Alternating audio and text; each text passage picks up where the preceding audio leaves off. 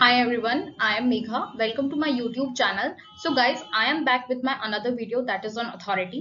If you like my video, then do like, share and subscribe, and don't forget to give your precious feedback in the comment section. So before any delay, let's get started our next topic, that is authority.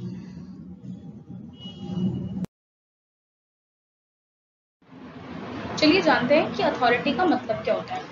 The word authority is derived from Latin word auctoritas, meaning invention, advice, opinion, influence और command.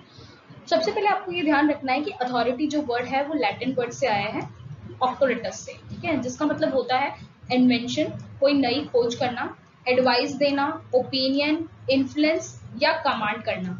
ठीक है, आपने normally authority का मतलब सुना होगा अधिकार या पावर टू गिव ऑर्डर्स. आप किसी को ऑर्डर देते हो तो उसको अथॉरिटी बोलते हैं. लेकिन यहाँ पे हम बात करेंगे आज अथॉरिटी मैक्स वेबर के अकॉर्डिंग कि मैक्स वेबर ने अथॉरिटी को क्या बोला या फिर अथॉरिटी की क्या डेफिनेशन दी.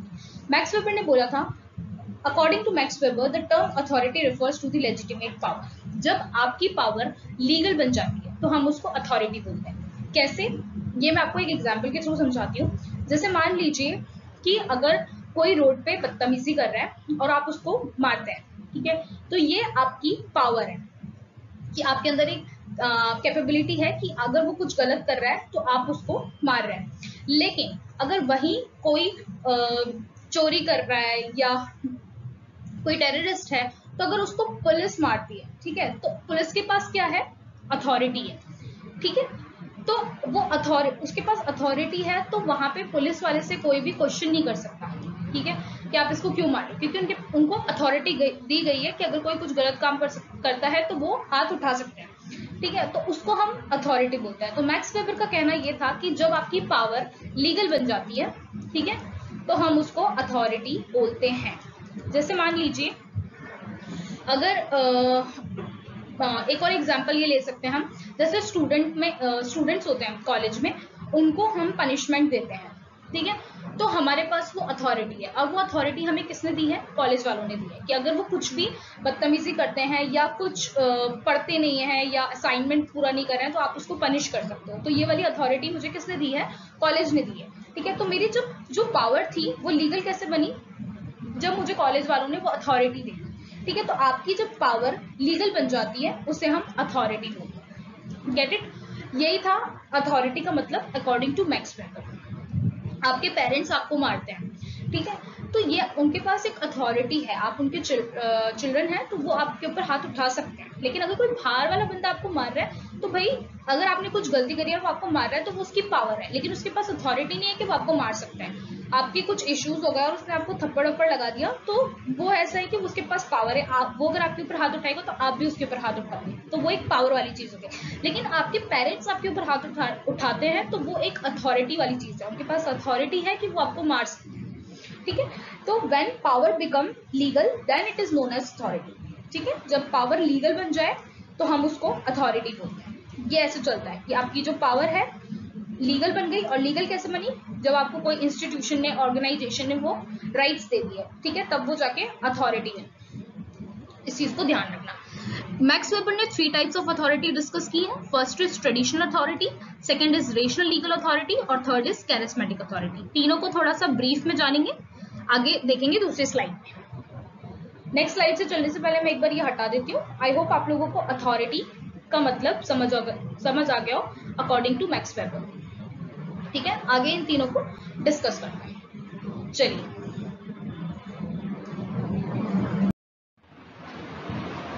ये मैंने थोड़ा डायग्राम के थ्रू आपको समझाने की कोशिश करी है कि 3 टाइप्स की अथॉरिटी दी है मैक्स वेबर ने. First is traditional authority, second is legal rational authority और third is charismatic authority. Guys, मैं आपको एक बात और बता देना चाहती हूँ यहाँ पे कि जब भी आप अपना आंसर लिखते हैं, जो बीए और एमए वाले स्टूडेंट्स हैं या जो 11th और 12th में हैं, वो मैं हमेशा अपने कॉलेज वाले बच्चों को भी यही बोलती हूँ कि जब आप कोई भी आंसर लिखते हैं उसको थोड़ा सा क्रिएटिव बना के लिखिए. ठीक है, नॉर्मली आप सिर्फ ऐसे लिख देंगे 3 types of authority according to Max Weber और आपने 3 नेम्स लिख दिए. कुछ इस तरीके का डायग्राम बनाइए, कुछ उसको थोड़ा सा क्रिएटिव बनाइए, तब आपके मार्क्स आप ज्यादा गेन कर पाते हैं. क्योंकि जो एग्जामिनर है वो तो यही देखता है ना कि आपने आंसर को कैसे एग्जीक्यूट किया है. अगर आप डायग्राम के थ्रू बनाते हैं, फ्लो चार्ट्स के थ्रू बनाते हैं तो आपको ज्यादा मार्क्स मिलते हैं. तो आप आप अपना थोड़ा सा दिमाग लगाइए वहां पे कि अगर कुछ ऐसे टाइप्स हैं तो आप उसको डायग्राम या फ्लो चार्ट्स के थ्रू शो कर दीजिए, तो आपको थोड़े आपका आंसर अट्रैक्टिव लगेगा और आप मार्क्स भी ज्यादा गेन करेंगे। ठीक है, तो ये 3 टाइप्स ऑफ अथॉरिटी हो गया। अब इनको हम डिटेल में जानेंगे। चलिए बात करते हैं ट्रेडिशनल अथॉरिटी। पहले इनके फीचर्स देख लेते हैं। Power is legitimate by Asian custom, rule of king based on unwritten law and stressed upon continuity. यहाँ पे 4 फीचर्स दिए गए हैं। ठीक है, power is legitimate by Asian custom, यानी जो ट्रेडिशनल अथॉरिटी है वो किस पे बेस्ड है? कस्टम पे बेस्ड है। ठीक है, then next is rule of king. King का रूल हुआ करता था, पहले के लोग किंग को ही बोल सकते हो आप भगवान मानते थे, मतलब किंग ने जो बात बोल दी वो फाइनल है। ठीक है, बेस्ड ऑन अनरिटन लॉ, कोई भी रिटर्न लॉज नहीं थे, उसने जो बोल दिया ओरली, उसने जो बोल दिया वो फाइनल हुआ करता था, कुछ भी लिखित में नहीं था। एंड स्ट्रेस्ड अपॉन कंटिन्यूटी, और कंटिन्यूटी यानी चलता हुआ आ रहा है। अपन कोई भी फेस्टिवल्स मनाते हैं, ठीक है, जैसे दिवाली आप मनाते हो, उसमें हम दिए जलाते हैं, तो वो एक बोल सकते हो आपका फेस्टिवल है, उस पे ये आप बोल सकते हो कस्टम है कि आपको दिए जलाने हैं। अब ये कोई आप जो भी फेस्टिवल्स वगैरह मना रहे हो उस पर कोई क्वेश्चन नहीं करता है कि ये फेस्टिवल्स क्यों मनाए जाते हैं, इसमें ये क्यों होता है, वो चीजें लोग बाग स्टार्टिंग से फॉलो करते हुए आ रहे हैं, तो वो चलती हुई आ रही है। ठीक है, तो इसलिए इस ट्रेडिशनल अथॉरिटी को बोला हुआ है स्ट्रेस्ड अपॉन कंटिन्यूटी, यानी वो चलती हुई आ रही है जनरेशन टू जनरेशन। हाँ, पहले वाली जनरेशन भी उस चीज को मानती थी और आज वाली जनरेशन भी उस चीज को मान रही है, कोई उस पर क्वेश्चन नहीं करता। और आपको पता ही है कि जो पहले के लोग होते थे वो किंग को बहुत ज्यादा इंपॉर्टेंस देते थे, जो उसने बोल दिया वो फाइनल हो गया, वो उसके ऊपर क्वेश्चन भी नहीं करते थे, उसने जो लॉ बना दिए वो सब फाइनल है। ठीक है, तो जो ये ट्रेडिशनल अथॉरिटी है वो कस्टम बेस्ड है, जिसमें किंग का रूल है, यहाँ पे लॉज अनरिटन है और ये कंटिन्यूटी पे बेस्ड है, जो चलती हुई आ रही है और जनरेशन टू जनरेशन पास हो रही है। यहाँ पे मैंने एक डायग्राम के थ्रू आपको समझाने की कोशिश की है that authority can be broken into 3 types. ठीक है, first is traditional authority. What is it based on? किस पे बेस्ड है? ये कस्टम पे बेस्ड है और ट्रेडिशन पे बेस्ड है। ठीक है, then why to be accepted? क्यों आप इसको एक्सेप्ट करते हो? It is customary for us to do so. ये कस्टम है, ये कस्टम बना दिया है लोगों ने। ठीक है, तो लोग बाग इसको फॉलो करते हुए आ रहे हैं। अगर हम इसका एग्जाम्पल देखें तो क्या है इसका एग्जाम्पल? किंग। जो किंग का रूल हुआ करता था वो ट्रेडिशनल अथॉरिटी में होता था कि वो जो बोल देता था वो चीजें फाइनल हो जाती थी और कुछ भी रिटर्न लॉज नहीं थे, उसने जो बोल दिया दैट इज फाइनल।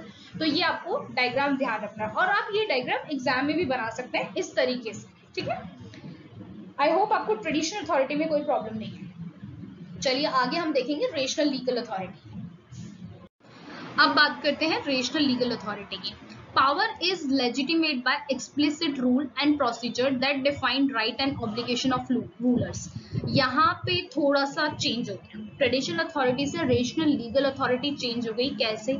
यहाँ पे जो लॉज थे वो रिटर्न में आ गए। ठीक है, क्योंकि पहले के लोग ना किंग की बातों में आ जाते थे, किंग ने जो बोल दिया वो फाइनल होता था, लेकिन जो अभी के जो मॉडर्न सोसाइटी के जो लोग हैं वो जब तक कुछ रिटर्न में नहीं मिल जाता तब तक वो उस चीज को मानते नहीं है। ठीक है, तो यहाँ पे थोड़ा सा क्या हो गया, चेंज हो गई अथॉरिटी, रेशनल लीगल अथॉरिटी बन गई, यानी लीगल तरीके से चीजें होती हैं, लॉज होते हैं, राइट्स होते हैं, तो लोगों को वो चीजें समझ आती हैं। ठीक है, then such rules and procedures are commonly found in written constitution and set of laws. अब जो रेशनल लीगल अथॉरिटी है वो किस पे बेस्ड है? रिटन लॉज पे बेस्ड है। यहाँ पे एक्सप्लिसिट रूल्स हैं जो दिख रहे हैं आपको बाहर, जो दिख रहे हैं, ठीक है, आपको रिटन में दिख रही हैं चीजें, इसलिए लोग बाग उसको मान रहे हैं क्योंकि वो लीगल है।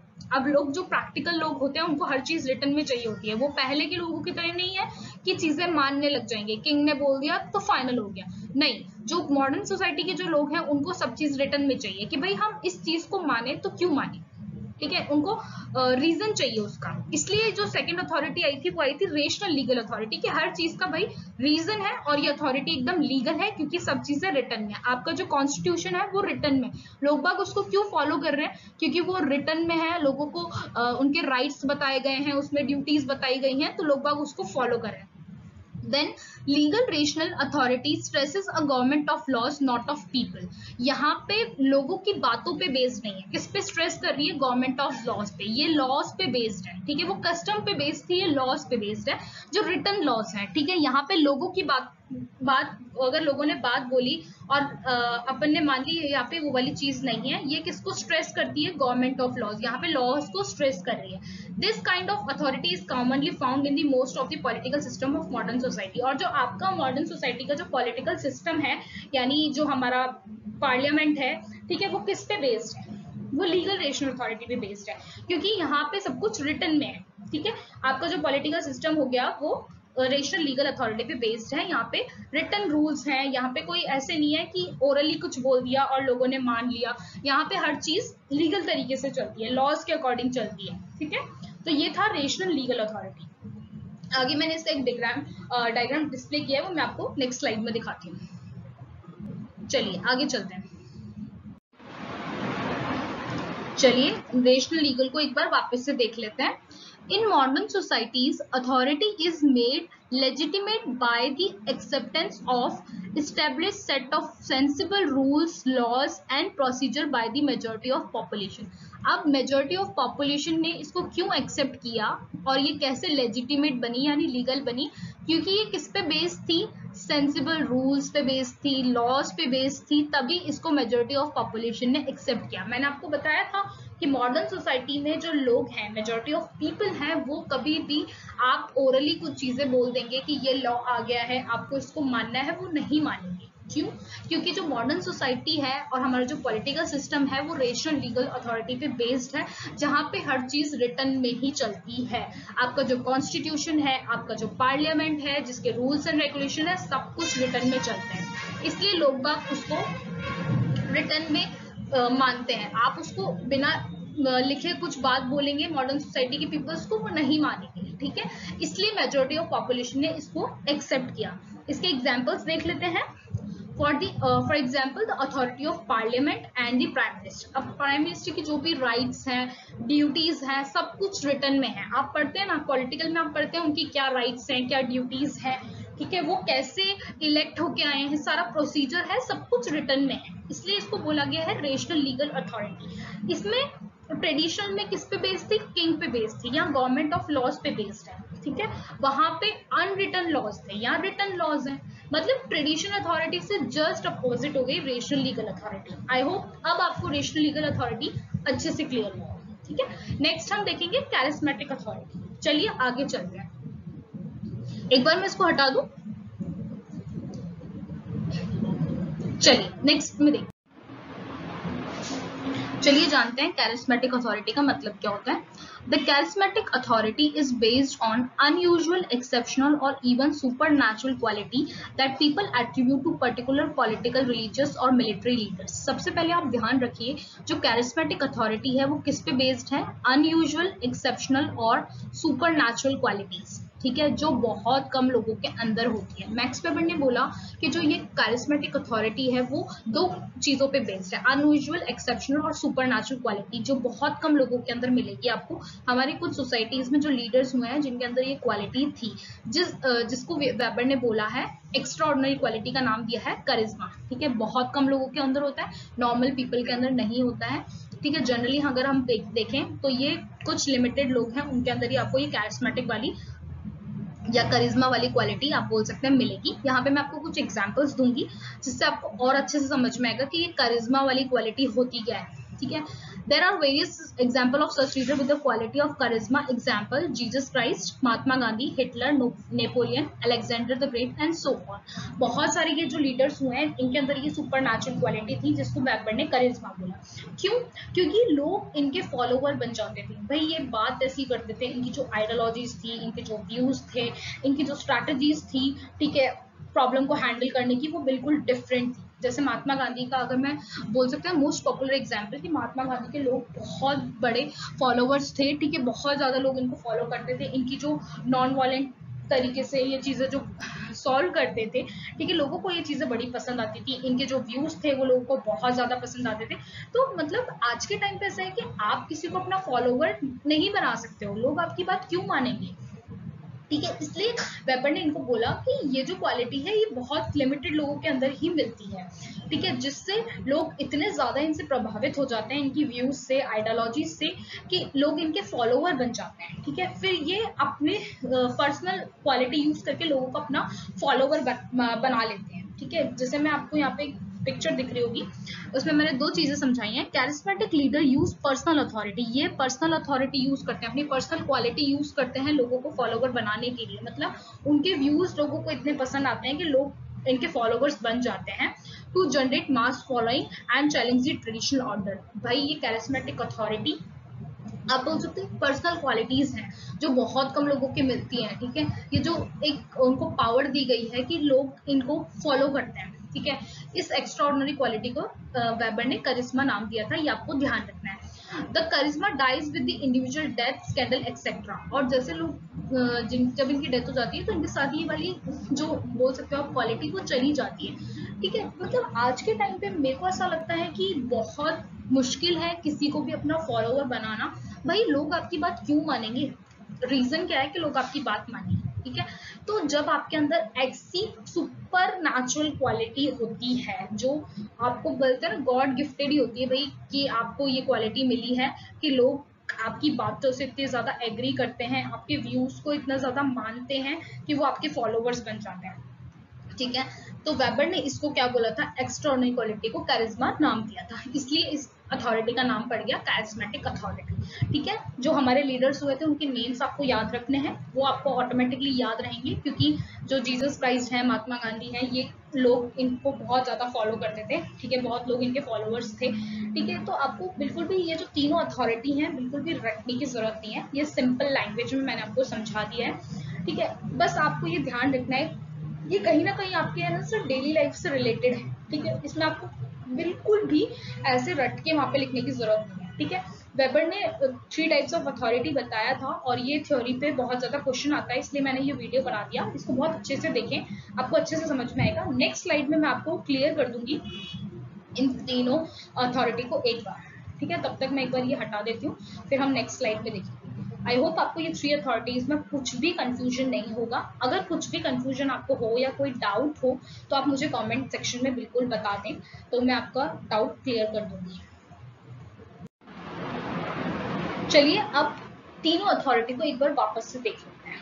ट्रेडिशन अथॉरिटी किस पे बेस्ड थी? Based on custom, birth right और डिवाइन राइट। ठीक है भाई, रूलर पे बेस्ड थी। ठीक है, किंग रूल पे बेस्ड थी। ठीक है, कस्टम्स पे बेस्ड थी, ऐसे जनरेशन टू जनरेशन चली हुई आ रही थी, कंटिन्यूटी पे बेस्ड थी। ठीक है, किंग का रूल था, लोग किंग की बात माना करते थे, यहाँ पे अनरिटन लॉज थे। ठीक है, कस्टम पे बहुत ज्यादा फोकस किया गया है और अनरिटन लॉज पे फोकस किया गया है कि लोग किंग की बात माना करते थे। ठीक है, तो ये था हमारा ट्रेडिशनल अथॉरिटी। फिर आई हमारी legal rational authority, rational legal, legal rational कुछ भी बोल सकते हैं, जो किस पे बेस्ड थी? Based on laws, rules and procedure, not on hereditary और पर्सनल। यहाँ कोई पर्सनल क्वालिटी नहीं थी, ये कोई हेरिडिटरी वाली चीज नहीं थी कि जनरेशन टू जनरेशन पास होके आ रही हो। जैसे पहले होता था ना कि किंग ये मतलब इसका जो फादर किंग है फिर उसके बाद उसका जो बेटा किंग बनेगा, ऐसा कुछ हेरिडिटरी वाली चीज नहीं थी। ये लॉज, रूल्स और प्रोसीजर पे बेस्ड थी, यहाँ पे कोई पर्सनल क्वालिटीज भी नहीं थी। फिर बात करते हैं charismatic authority. Charismatic authority based in the perception of the remarkable personal qualities in a leader. यहाँ पे जो लीडर थे वो अपनी पर्सनल क्वालिटीज के थ्रू लोगों को अपना फॉलोवर बना लिया करते थे। मैंने आपको इससे पहले वाले स्लाइड्स में इसके बहुत सारे एग्जाम्पल्स दिए हैं, उनको आपको ध्यान रखना है कि लोग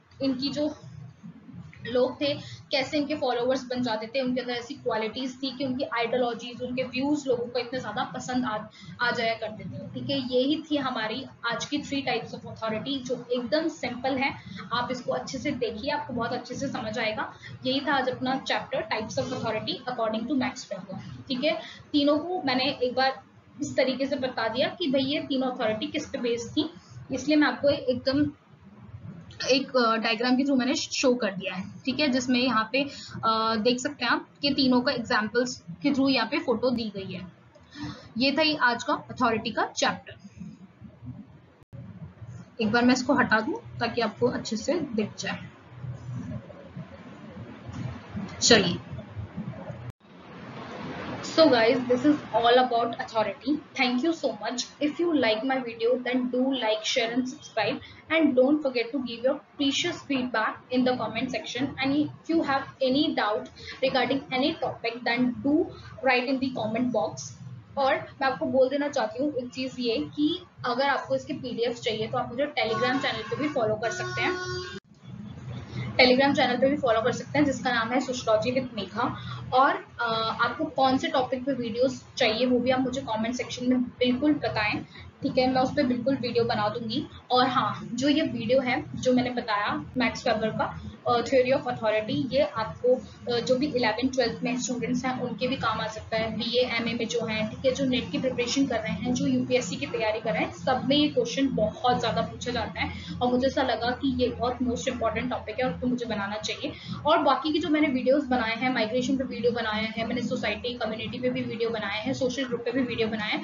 और मेरे को ऐसा लगता है कि माइग्रेशन एक ऐसा कॉमन टॉपिक है जो इंजीनियरिंग वगैरह में भी चीज़ें पूछी जाती हैं। जब वो कॉम्पिटिटिव एग्जाम होते हैं जो इंजीनियरिंग के, उसमें भी ये माइग्रेशन वाला टॉपिक पूछा जाता है। और इंजीनियरिंग में मैं बता दूं कि सोशियोलॉजी एक सब्जेक्ट होता है जहाँ पे ये कॉमन टॉपिक्स रहते हैं उनके सोशियोलॉजी के, वो भी इन वीडियोस को देख सकते हैं, ठीक है। और गाइज, आप अपने फ्रेंड्स के साथ इन सबको शेयर करिए, एकदम फ्री ऑफ कॉस्ट है, ठीक है। तो प्लीज़ आप इसको ज़्यादा से ज़्यादा शेयर करें ताकि लोगों को मदद मिल सके।